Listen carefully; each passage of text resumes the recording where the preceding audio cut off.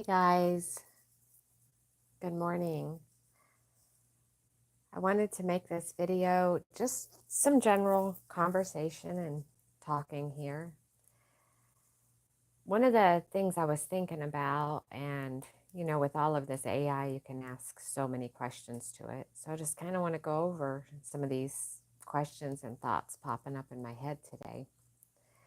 One of them was, if a human lives in a world where machines take their jobs and keep the humans entertained, and the humans lose their desire to keep producing. They just want to consume the amusement of all this online stuff, this whole new world the machines have basically built and rule the humans.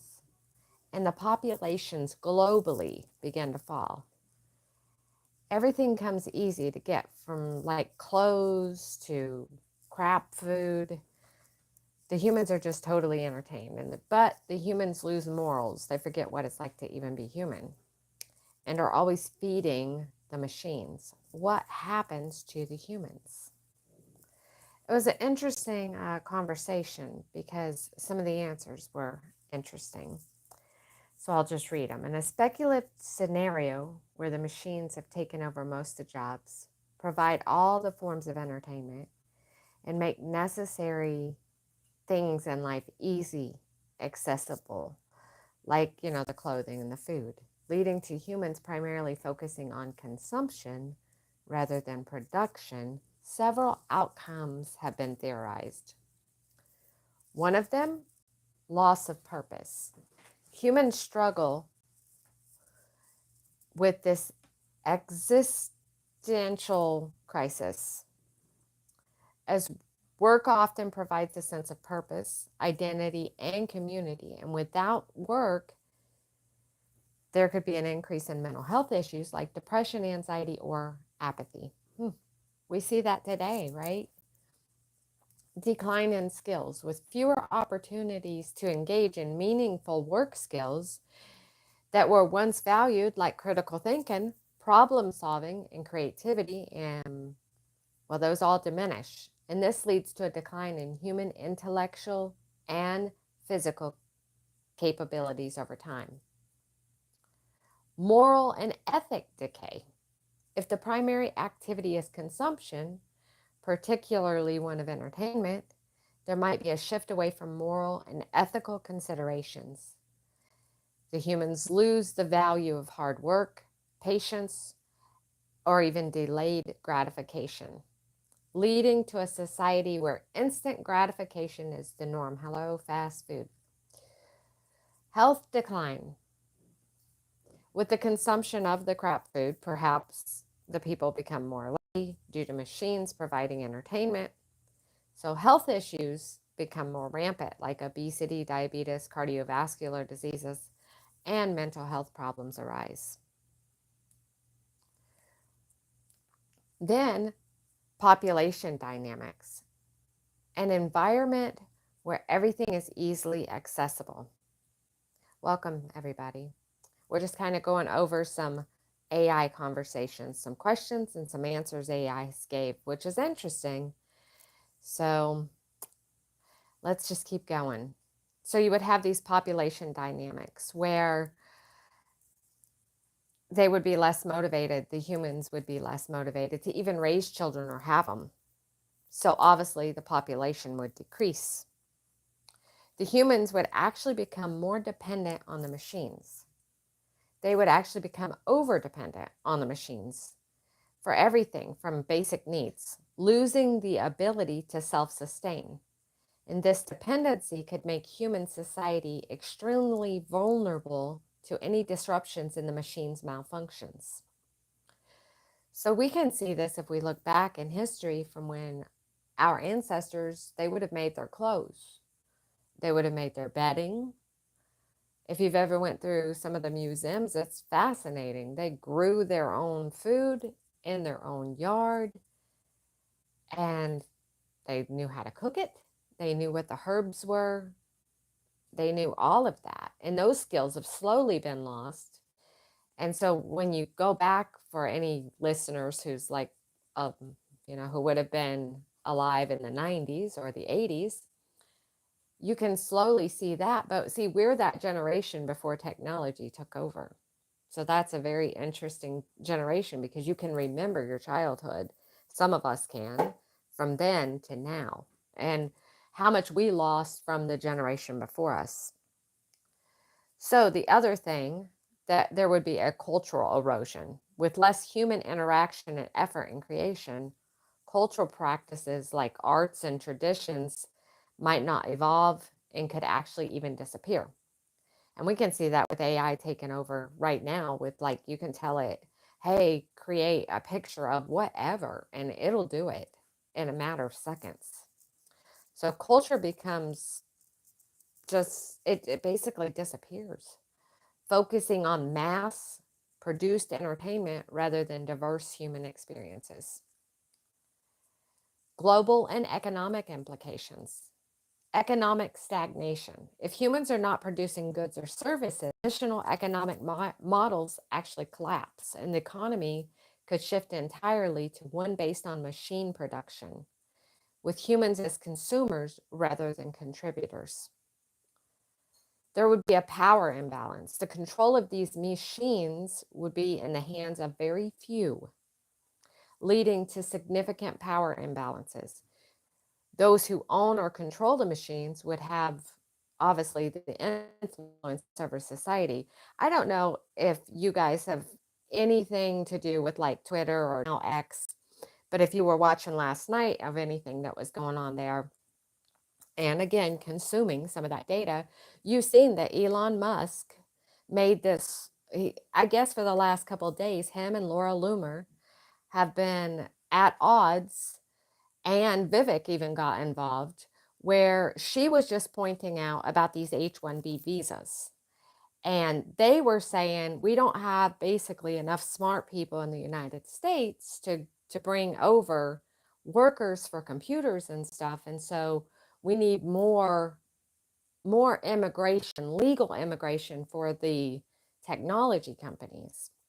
Well, regardless of where you stand on that, that's not this subject. The subject is, it was just, this has been going on for a couple of days. And then in a matter of moments, X makes a new rule for the algorithm, and Laura Loomer basically gets not totally deactivated, but she definitely gets what you would call shadow banned.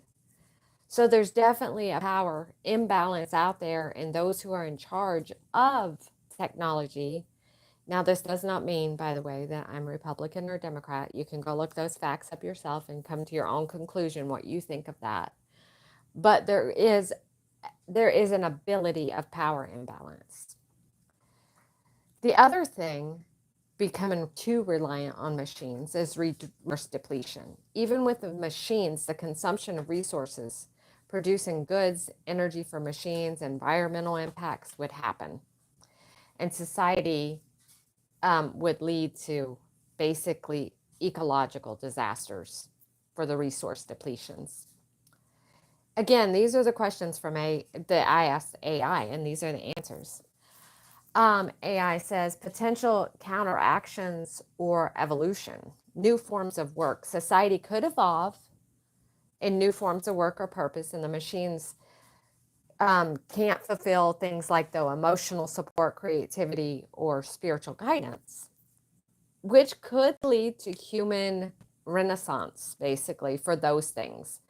But I don't really know if that's true because, I mean, they even have AI therapists. So, and then the creativity thing part, I don't know. Creativity would be, yes, it's great to say our hands and stuff, but I'm sure all of us have bought prints instead of actual original art.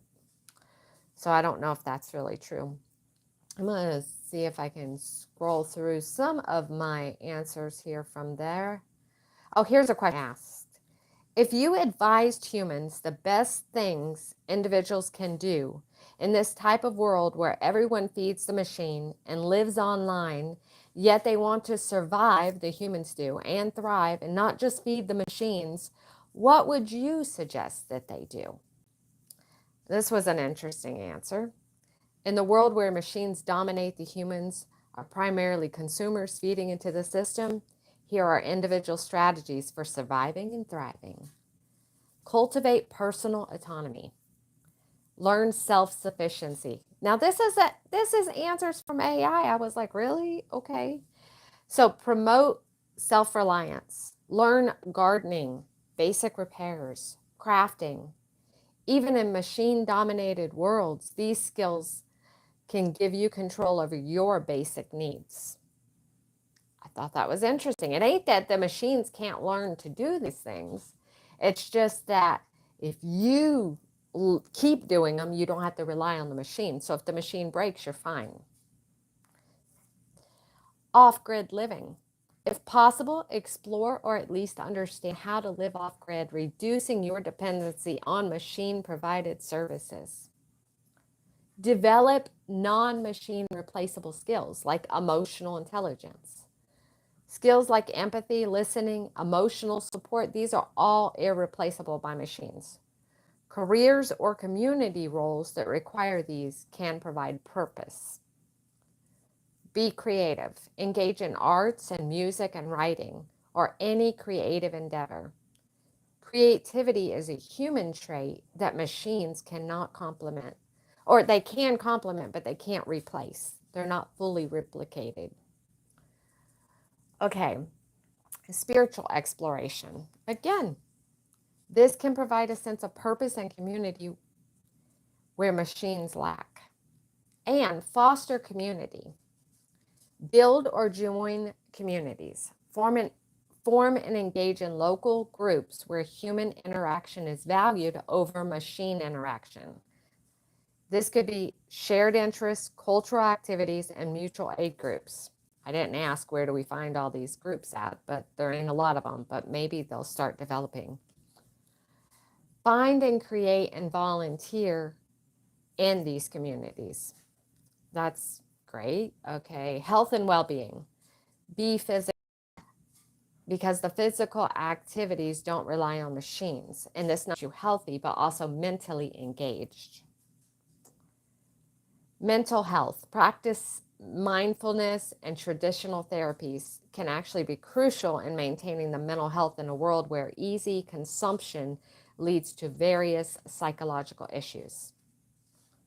Always think about that easy consumption. It's like if you've ever lived on a farm and you've got impatient for the little chick to hatch out of the egg, then you can like start peeling the egg for the chicken, but the little baby chick is never as vibrant or healthy if you start peeling it out. Practice critical thinking. Enhance your ability to think critical. Question the status quo and understand the implications of machine dominance. Ethical consumption. Consciously consume. Choose to consume in ways that support human labor, ethical practice, environmental friendly products. Hey guys, we're just going over some AI questions that I asked. Like in a world where we feed the machines, what can we do in a world like that to just be the best version of ourselves and not just fall into the system of feeding the machines? Education on technology. Education, which is what I'm trying to do here, and focus on ethical use of technology, ensuring machines serve human interests and humans don't serve the machines. Innovate. Start businesses or projects that focus on human solutions, perhaps areas where machines have failed or where there's an ethical. Oops. Okay, we're back. It cut off for a second there, but it says limit your digital exposure. And then it says reconnect with nature. Spend time in nature. Reconnect with the environment. It can be grounding and provide perspective away from machine dominant lifestyles.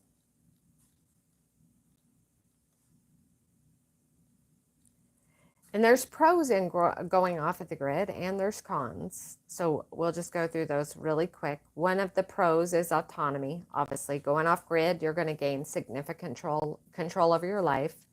reduce dependency on machine-driven systems like electric, food, and water. You're also going to have more privacy and security. Less relying on the interconnected systems means less data exposure and potentially fewer vulnerabilities to cyber threats. You'll have more of a simplified life because many find that living off grid brings a sense of peace, reduces the constant stream of information and distractions from the digital devices. And you'll have more of an environmental impact. If done sustainably, that is, off-grid living can actually lower your environmental footprint, especially if you're using renewable energy sources. Let me take a drink here for a second. Okay, now let's go through the cons. Isolation is one of them if you don't have like a community. You could be physically or socially isolated, and you could feel alone, which could be challenging. Hard work. It requires effort. The machines give us no effort. We just, wake up, roll over, online.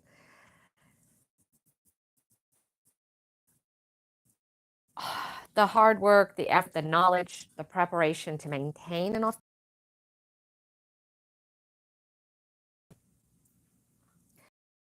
the easy access to medical care, education, high-speed internet, and other services that many people take for granted. And so obviously there's some pros in staying connected, like convenience, from healthcare to entertainment, education, and communication. Staying connected could also give you opportunities to participate in the digital economy, education, social platforms that can offer personal or professional growth and community. While digital connections can be less personal, they still provide a form of community, especially if you're part of an online group with shared interest. Some more cons here. Dependency. You would be at the mercy of the machine system for your needs, which is disrupted by technical issues, cyber threats, or changes in service policies. I don't know about you guys, but I always get, agree to these terms constantly. Privacy concerns. Continuously connecting often means constant data collection, which leads to privacy erosion. Mental health, the constant information, social media, machine-driven content leads to stress, it leads to anxiety, and a sense of disconnection from real life. One of the suggestions would be a hybrid lifestyle where you maintain some level of connection, like, those screen time limits for the benefits while fostering independence. And for some people, this may work. You could live off-grid part-time, like spend weekends or holidays disconnected and recharge. Digital minimalism. Stay connected, but limit your digital footprint by selecting what technology you use and then focus on what actually adds value to your life. Well, that's a little hard to do, but it sounds great. Some of these answers from these AIs are just so bizarre. Because later I get into it and I try to pressure it to really give me an answer instead of just give me information. Local networks. Build or join local, less digital dependent communities for social. Your goals. If your goal is independency and challenges of going off grid that it might give you, let's see. If you value connecting for its opportunities and convenience, but want to mitigate its downsides, staying connected with boundaries could be more suitable to some people. See how it's so blag? Skills and preparation. Regardless of your choice, learning skills for both scenarios, like basic tech literature, I agree with that, and staying connected, and also learning survival skills for going off grid can make you more resilient and adaptable. Engage with and help create communities that blend both lifestyles. Promote the mutual support in areas where one might lack one thing and the other one has it. So in essence, the best choice varies greatly based on your personal circumstances, but a balanced approach where one can enjoy the benefits of technology while maintaining personal autonomy. Connecting to the natural world might offer the best of both worlds. So then here's where I kind of tried to zero in, and I'm like, okay, if you had a kid and you wanted to protect it though, and let's just pretend that you did, play out the scenario. Do you want them to stay feeding the machine or get off the grid? And so it says, it goes through this whole script, and so I'm just going to read it. The parent says, hey, kiddo, come here. There's something important we need to talk about. Kid says, hey, what's up, dad or mom, whatever. As you're growing up, you're going to see the world, and it's going to be very different from how I described it in stories. Machines do everything now, but I want you to understand you have a choice. Option one choice, and this is kind of the truth though, so we could say this to each other: stay connected, but be mindful. You could choose to live with the machines, but you must do it wisely, and here's what that looks like. You need to limit your digital footprint. Don't share everything online. Keep some parts of your life just for you or for us, as the parent would say. It's like having a garden. You don't need to show everyone every single flower. Critical thinking. Always ask yourself, why am I using this device or this app? So it's being mindful. Is it because you want to or because it's telling you to? I thought that was an interesting thing for it to say. Think about how it's affecting your mood, your time, and your freedom. Real connections. Make friends in the real world, not just online. We'll go to community events, learn together, do things that don't involve screens. These connections are where you're going to find real joy. Learn skills. I'll teach you how to fix things, grow food, and understand technology. Not just to use it, but to understand how it actually works. This way, you control it and not the other way around. And privacy is a topic we have to talk about. Remember, privacy is precious. We'll have no tech hours where we disconnect completely, just to talk and read and spend time together. Option two, go off grid. Okay, we could do this. Live differently, more like how people used to. And here's what that would look like. Self-sufficiency. We will learn to grow our own food. You guys tell me what you think of this. I'm not going to be able to read the comments right now, but I will read the comments when I'm done with this. But I'm just going to keep reading, guys. Y'all talk amongst each other here, but maybe we would generate our own power. And it would mean hard work, but also self-sufficiency means a lot of freedom. We will use nature as a playground. Instead of screens, nature will be our playground. We will explore, learn about animals, plants, the stars. It's a big, beautiful world out there beyond the digital one. And community. We will be part of a small community where everyone helps each other. You will learn trades and share what we have and celebrate life in simple, meaningful ways. Education. Your learning won't stop, but it will be different. We will read books, experiment, and learn from experience. I will teach you, and we will learn from others in the community too. We will have safety and preparedness. We will be prepared for emergencies because we want to have the instant access to the machines to provide things for us. But in return, you'll know how to handle almost anything life throws at you.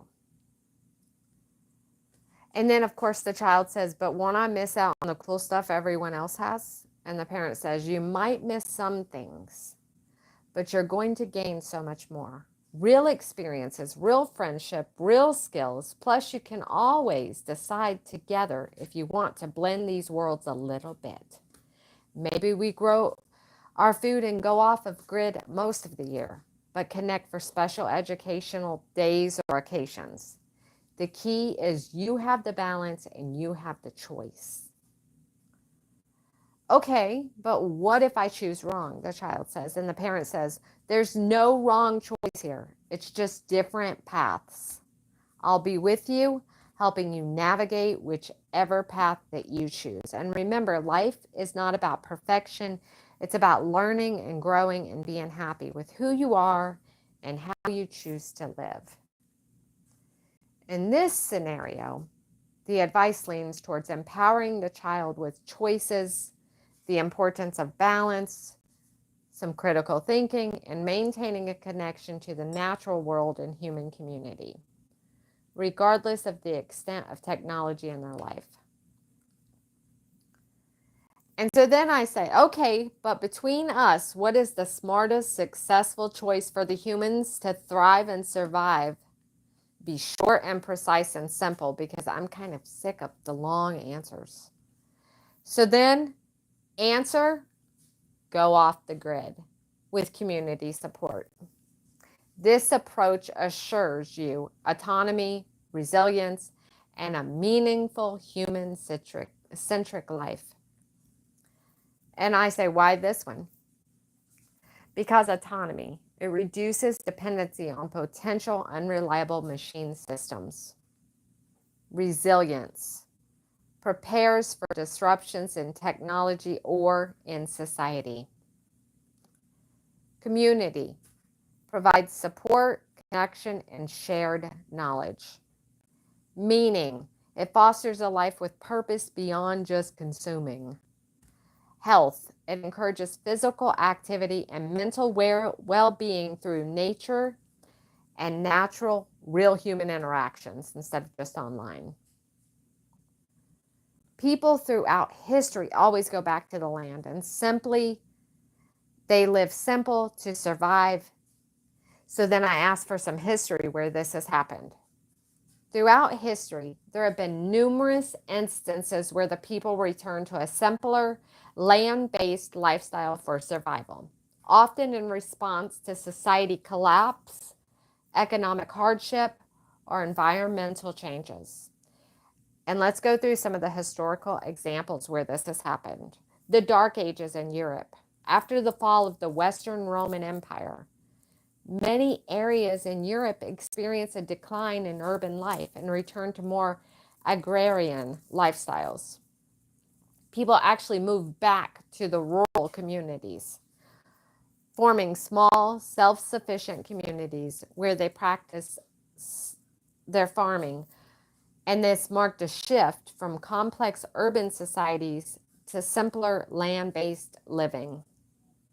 And then there were the medieval peasant revolts. In times of economic hardship or oppression, such as during the Black Death, peasants often turned to the land for survival. The aftermath of the plague led to a labor shortage, which in some ways empowered the peasants to actually demand better conditions or to simply move to less controlled, more rural areas where they could live more independently. The Great Depression, 1930s. Well, it started in 1929. During the economic downturn, many urban residents returned to rural areas or small towns where they could farm or engage in barter systems to actually survive. The Dust Bowl further made this happen and caused this trend to keep continuing, pushing people into a lifestyle of agriculture and self-sufficiency. In the 60s and 70s, the USA and Europe had a back to the land movement. This was a response to industrialization, environmental concerns, and a desire for just simple living. Many young people, disillusioned with urban life and consumer culture, wanted to just move to the rural areas to live off the land, often establishing homesteads. 1990, post-Soviet collapse, Eastern Europe, often the dissolution of the Soviet Union, many people in countries like Russia and Ukraine, faced with economic instability and unemployment, turned to subsistence agriculture. This was a survival strategy in regions where formal economic structures had collapsed. And then the nomad Lifestyles post-colonialism in various parts of Africa and Asia and the Americans. Tribal groups have historically returned or maintained nomad or semi-nomad lifestyles when colonial or modern state practices disrupt their traditional way of life. For example, after the colonial disruptions, some Native American tribes in North America revolted to more traditional hunting and gathering and small scale agriculture. It's like a cycle, it keeps repeating. 1990s, Cuba, it was called the Cuban Special Period. Following the collapse of the Soviet Union, Cuba entered an economic crisis where severe shortages were occurring. The population responded by turning to urban agriculture, organic farming methods, significantly increasing local food production through small-scale gardening and community farms, showcasing a return to simpler land-based survival strategies. And then the post-war recovery in various countries. After major wars like the War of World War II, many countries saw people return to the land due to the destruction of urban infrastructures. In places like Japan and Germany, people relied on agriculture for survival until rebuilding efforts could restore industrial economies. So this just keeps happening over and over. I'm going to read some of these comments here, and then I'm about to get off. But this example highlights a reoccurring theme where in times of crisis and people just dissatisfied with modern life, people seek refuge and survival through a return to the land. They just want to embrace a simpler, more sustainable lifestyle. And the land gives them that opportunity. So, thought this was an interesting thing and wanted to talk to you guys about it today. So if you just hopped on, feel free to go back, listen, scroll through anything you don't like, leave a comment, a thumbs up, subscribe if you want to. I appreciate it. And I'll see you guys in the next video. Have a beautiful day.